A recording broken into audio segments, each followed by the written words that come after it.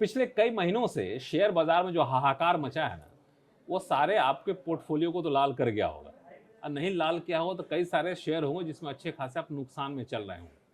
लेकिन शेयर इतने अच्छे हैं कि आप बेच नहीं रहे हैं, क्योंकि आपके इन्वेस्टमेंट एडवाइजर ने शायद कहा होगा या फिर आपने सोचा होगा कि तो बड़े अच्छे शेयर हैं जी, इसको क्यों बेचना, आज गिरा है फिर कल उठ जाएगा, शेयर बाजार का तो यही दस्तूर है।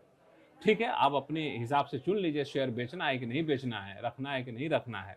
लेकिन अगर शेयर में किसी शेयर में आपको नुकसान हो रहा है ना, तो हम आपको एक बड़ी बेहतरीन तरकीब बता रहे हैं कि उस नुकसान से आप आनंद फानंद में झटपट आप मुनाफा कमा सकते हैं। आपको यकीन नहीं हो रहा है ना कि शेयर बाजार में या फिर जिस शेयर में नुकसान हो रहा है उसमें आप चंद दिनों में कैसे मुनाफा कमा सकते हैं।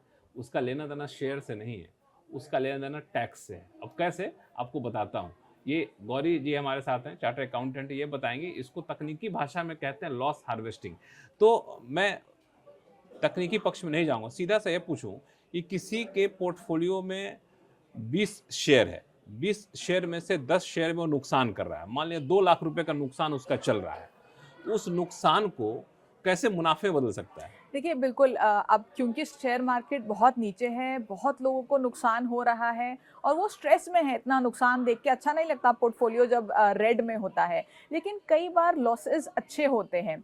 ये साल है लॉसेस बुक करने का। तो जैसे आपने बताया कि आपके जैसे पोर्टफोलियो में 20 शेयर हैं और उसमें आपको 2 लाख रुपए का नुकसान, 5-10 शेयर में 2 लाख रुपए का नुकसान हो रहा है। बाकी शेयर्स में आपको प्रॉफिट हो रहा होगा और हो सकता है पिछले कुछ महीनों में आपने कुछ प्रॉफिट बुकिंग की हो।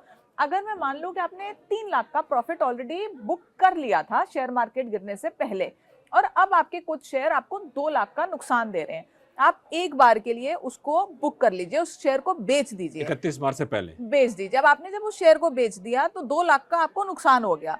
अब अगले दिन आप उस शेयर को दोबारा खरीद लीजिए, तो आपको वो शेयर उतनी ही क्वांटिटी आपको वापस मिल गई, लेकिन आपकी बुक्स में वो लॉस आ गया, 2 लाख का नुकसान दिख गया। नुकसान दिख गया। अब सरकार कहती है कि आप अपने शेयर मार्केट के नुकसान को प्रॉफिट से एडजस्ट कर सकते हैं। जो 3 लाख का प्रॉफिट हुआ था उस पर आपको 20% टैक्स देना था, अब आप उस 3 लाख में से 2 लाख माइनस कर देंगे, आपको सिर्फ 1 लाख पे टैक्स देना होगा। इस तरह से आप टैक्स बचा सकते हैं। और अगर मान लीजिए आपका इस साल कोई मुनाफा है ही नहीं, आपने कोई लॉन्ग टर्म कैपिटल गेन या short term capital gain book ही नहीं किया, तो आप यहाँ आज जो लॉस बुक करेंगे उसको 8 साल तक आगे कैरी फॉरवर्ड कर सकते हैं। ये जो 2 लाख का नुकसान हुआ है उसको 8 साल तक रख सकते हैं। बिल्कुल। किसी महीने किसी साल 25,000 बुक कर लिए, किसी साल 50,000 कर लिए, किसी साल 1 लाख कर लिए।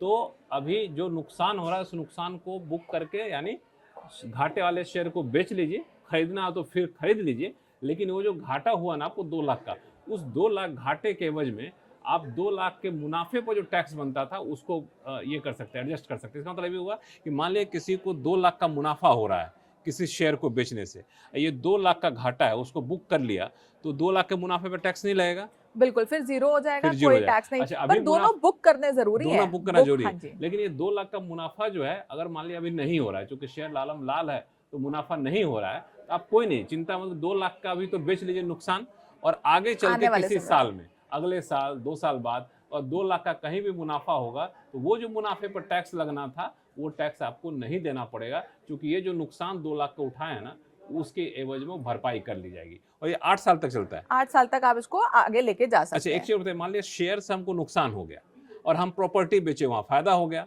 वहां लॉन्ग टर्म कैपिटल गेन बच गया, तब क्या करें?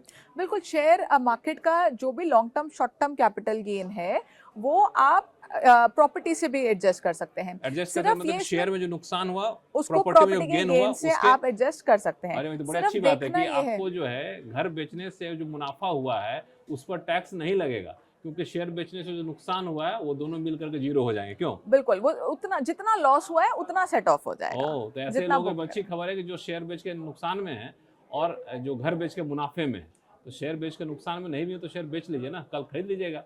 नुकसान जो हो रहा है उसके अगेंस्ट आप घर का जो प्रॉफिट है उसको एडजस्ट कर सकते हैं। बड़ी बेहतरीन तरकीब है। एक चीज और, ये तो नुकसान वाली बात है, मतलब किसी को मुनाफा हो रहा है इस गिरते बाजार में तो वो कैसे टैक्स बचा सकता है? लक्ष्मण, मुनाफा तो मुझे लगता है हर साल बुक कर लेना चाहिए। 1.25 लाख का लॉन्ग टर्म कैपिटल गेन हमें हर साल बुक करना चाहिए, क्योंकि इस पे कोई टैक्स लगता ही नहीं है, सरकार छूट देती है। तो अगर कोई लॉन्ग टर्म इन्वेस्टर है जिन्होंने सोचा है कि ये शेयर आज खरीदा 10 साल तक नहीं बेचना, लेकिन हर साल उसमें 1.25 लाख का प्रॉफिट अगर वो बुक करते रहेंगे बेचेंगे तो उस साल में उसको उस पे टैक्स नहीं देना होगा। अल्टीमेटली जब उस शेयर को बेचेंगे तो टैक्स लायबिलिटी ज़्यादा नहीं बनेगी।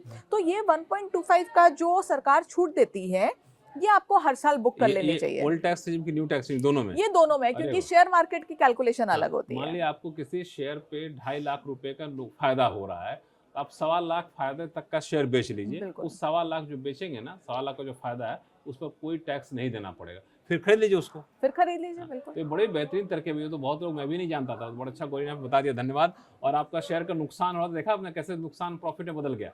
यही इस कड़क नोट की खासियत। चलिए, धन्यवाद।